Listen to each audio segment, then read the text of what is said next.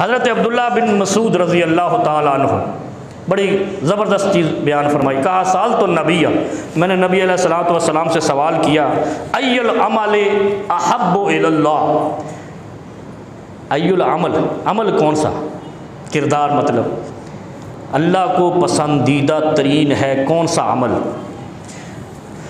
فرمایا الصلاۃ علی وقتہا. اچھا یہ علی وقتہا، علی پر والا ہے، تحت وقتہا نہیں کہا. یہ فرق سمجھ لینا آج.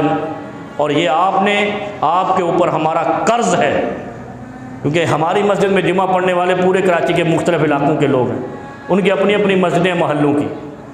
آپ نے ایک سوال ضرور کرنا ہے، یہ آپ پر ایمانی قسم ہے کہ علی وقتہا اور تحت وقتہا میں فرق کیا ہے.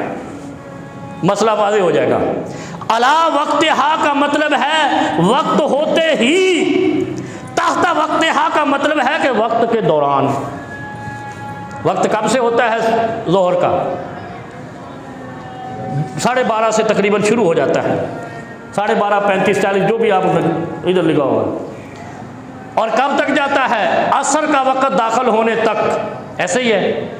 اور جب آ جائے حدیث میں جب نہیں، ایک بھی حدیث پاک مصطفیٰ علیہ الصلوۃ والسلام سے ثابت نہیں ہے کہ جس میں تحت وقتہا کا لفظ آیا ہو.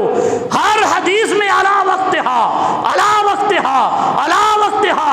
امام بخاری لائے تو علی وقتہا، امام مسلم لائے تو علی وقتہا، موطا امام مالک لائے تو علی وقتہا، امام ابو حنیفہ لائے تو علی وقتہا. علی وقتہا کا مطلب یہ ہے نماز کا وقت شروع ہوا ہے، تیرے اوپر نماز کی ادائیگی لازم ہو گئی ہے. اور اگر وقت شروع ہوتے ہی تو نے نماز ادا کر لی ہے تو خدا کا محبوب ہے. ای العمل احب الی اللہ، اللہ کا محبوب عمل ہے پہلے وقت پہ نماز کی ادائیگی کرنا. اور ہم کیا کرتے ہیں، کوئی نہیں اثر تو 15 منٹ رہ گئے زور دی نماز پڑھے ہم نے، تو پھر آپ خدا کے محبوب نہیں ہے، پھر دعا بھی رد ہو جاتی ہے.